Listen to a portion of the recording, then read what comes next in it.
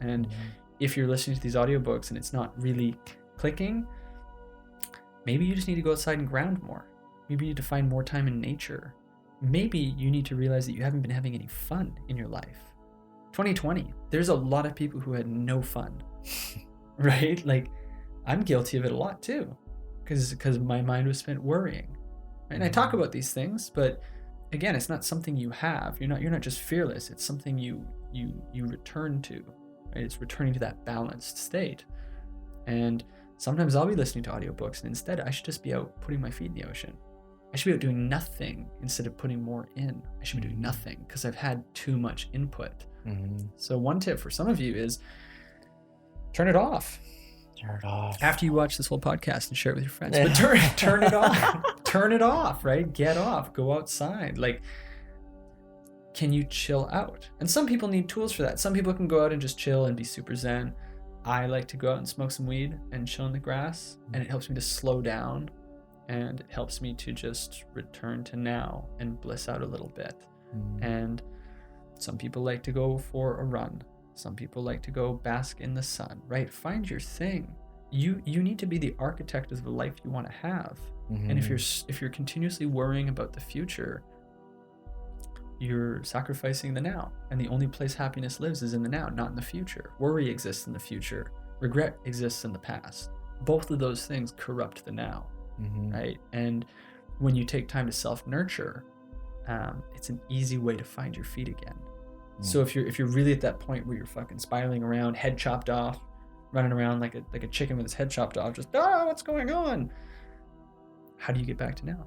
And it's like, that'll be different for everybody. But that's more important than the information you learned, because it's literally, that's the moment you grab the handlebars of your life again and you're like, oh yeah, I'm in charge, instead of what I just saw, instead of my emotions, instead of my mind and what I think. Letting go of that and returning to the self, and here I am, and in this moment I'm perfectly fine. Right? So yeah, I think that's my biggest hack for when I need to vibe back up, because I love looking at the internet and staring at this stuff and looking at it and what do I think and moving it around and who posted this, and I do get involved, very involved, but I also have practices for washing it off. And if you don't, it's really heavy. It's heavy. No, while you were talking, it made me think, I'm like, okay, what is something maybe that's even universal though, that every single person watching this could do just to even start this journey though, right?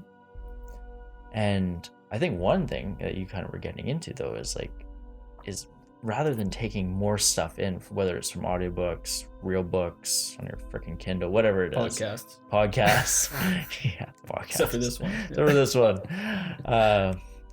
versus doing that, just like release from all this like information, and honestly for me, like going back to my trip to Hornby, like I took a technology detox. I put my phone away. I didn't turn it on for solid 4 days. It was even longer, probably closer to 5. And it was just, oh my God. Amazing.